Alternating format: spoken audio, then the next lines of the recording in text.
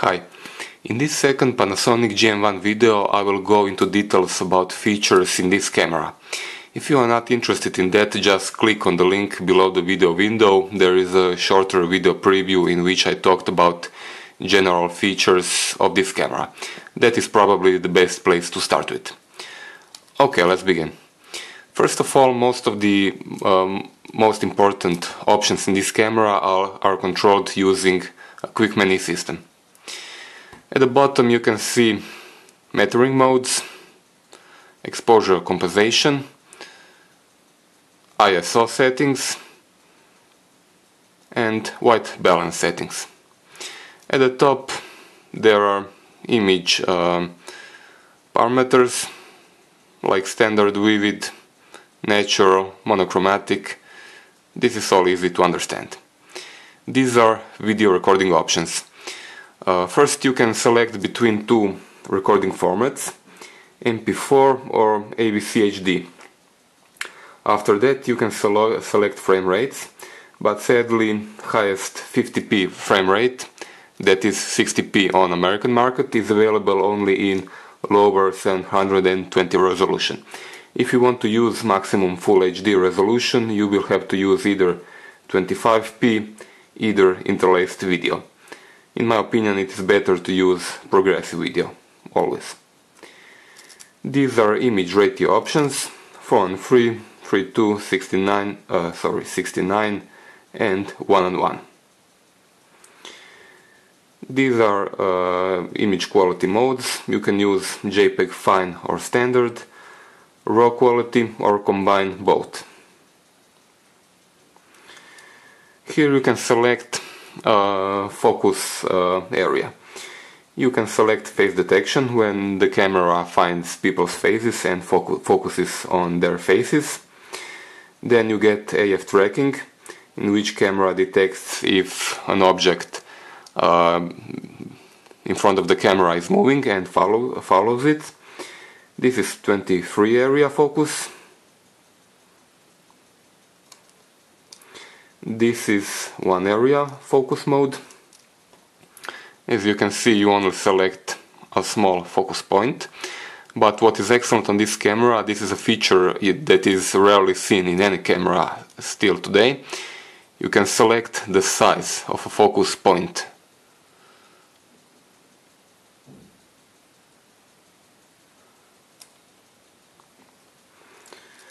Okay, that is it for a quick menu. This is main menu setting. Most of this I have already showed you. Photo style, aspect ratio, image quality, ISO sensitivity, metering modes, and so on. This is the continuous burst setting modes. This camera can shoot up to 5 frames per second. This is high setting. You also have medium and low. These are bracketing setting. First of all, you can select between a single frame, so each time you want to shoot a frame you will have to push shutter button, or what is in my opinion better option, select burst for bracketing shooting. Then you select your bracketing steps. You can shoot 3 images in 1/3, 2/3 or 1 exposure value compensation. Then you can shoot up to 5 frames, and you can shoot up to even 7 frames in a continuous burst.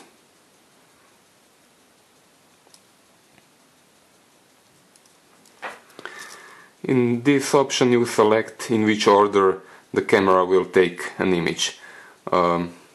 First underexposed, then properly metered, and then overexposed, or first properly exposed and then under and overexposed. Selftimer, you have 3 options.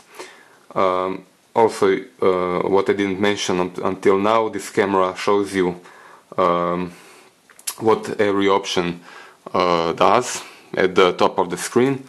You can take a picture after 2 seconds, after 10 seconds, or the camera takes 3 images after 10 seconds. This option widens dynamic range of the images, but this is software stuff, so you can use it, you do not have to use it however you want. Nothing special. This is multiple exposure. You can shoot several images and combine them in camera in a single image. For example, when you push start,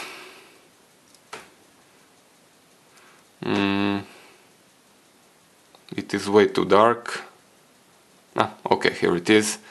You take one image, then you take a second one, and they are combined into a single image.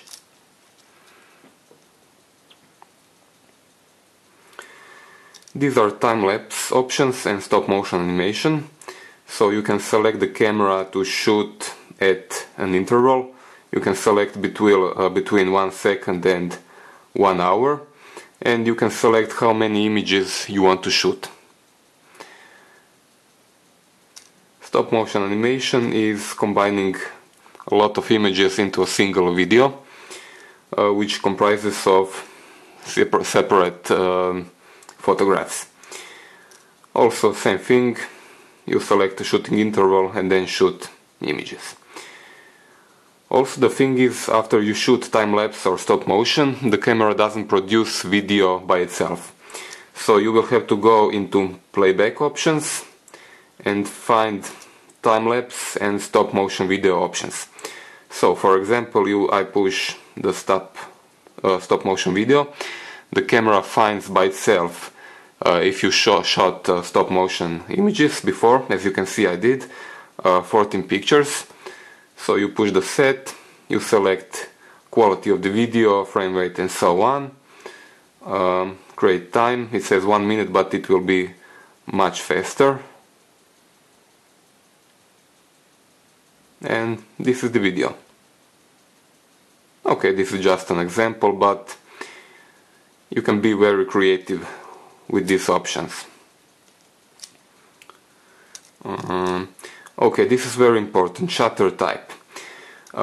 You can select it in auto, or you can select by manual complete electronic shutter, or combined EFC, combined electronic, first curtain electronic and second mechanical shutter.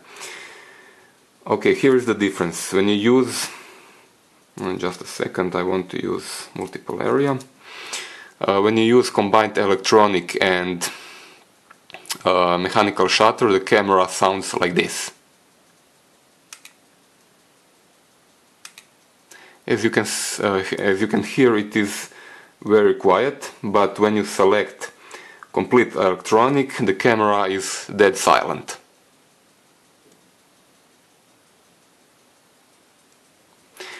There is one thing you will have to be careful when selecting full electronic shutter, because when you select it, the flash will not work whatever you do.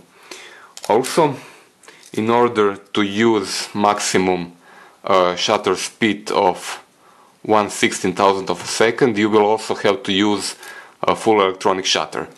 If you use mechanical one, your maximum is 1/500 of a second.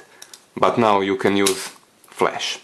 As you can see, it is charging at the top. Okay, let's return it to full electronic. Radar removal, this is easy. You can select maximum ISO at which this camera will work. In my opinion, 3200 is probably the highest you will want to use regularly. ISO increments in 1 exposure value or 1/3. There is no need to use 1/3, just leave it in one exposure value. You can extend ISO value to, now it is extended, you can use it from 125 to 25600.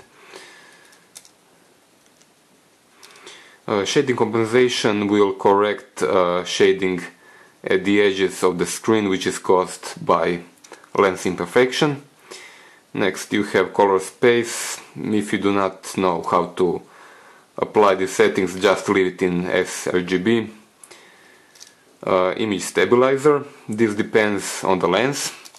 The lens that comes by default with this camera is 20 to 32 millimeter zoom lens. It has optical stabilization.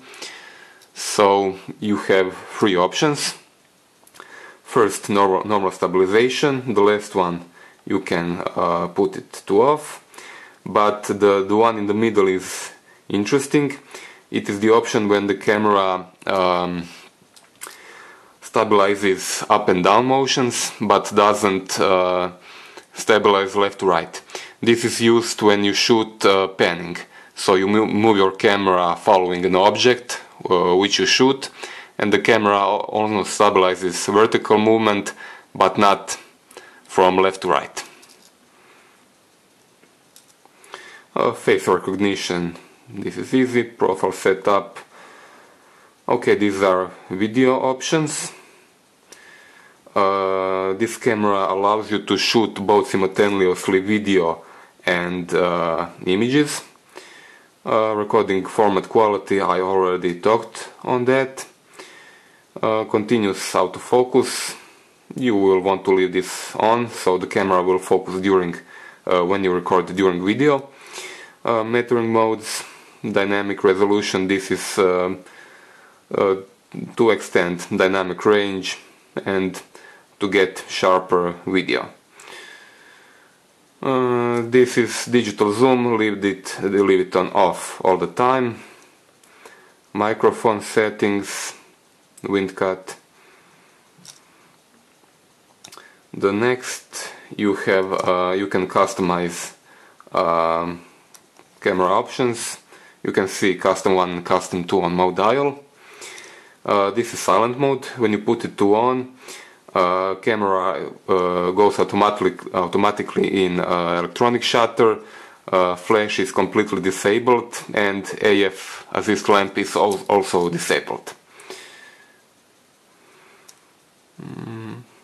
Okay, nothing special here.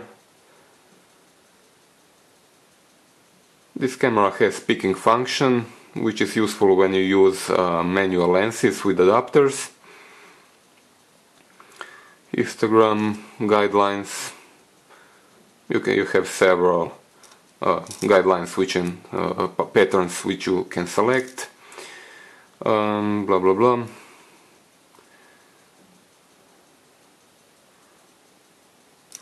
FM button settings. This refers to the FM button at the top. I use it for ISO value.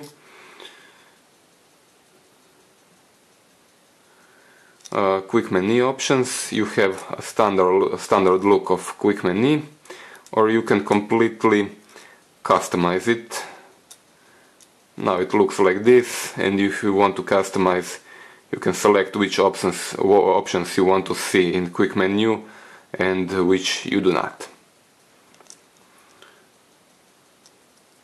Video button can be completely disabled. You can also disable touchscreen if you do not want to use it. And that's it. This is all very easy to understand. Clock set, Wi-Fi, sounds, and so on.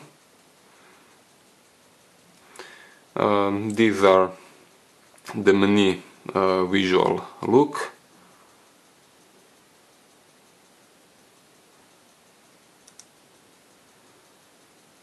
Language, version 1.0.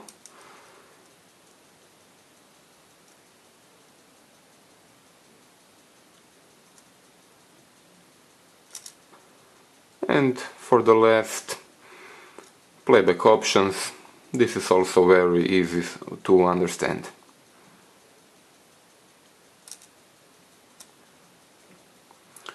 When you use the playback, you can use the touch screen,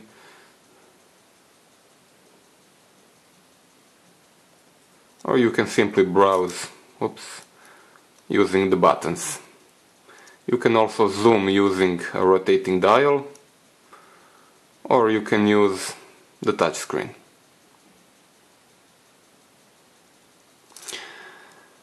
Okay, I think this is pretty much everything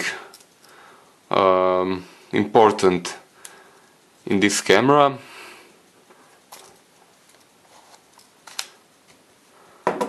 Also, all you have to do now is to go out and try all these options in real life situations.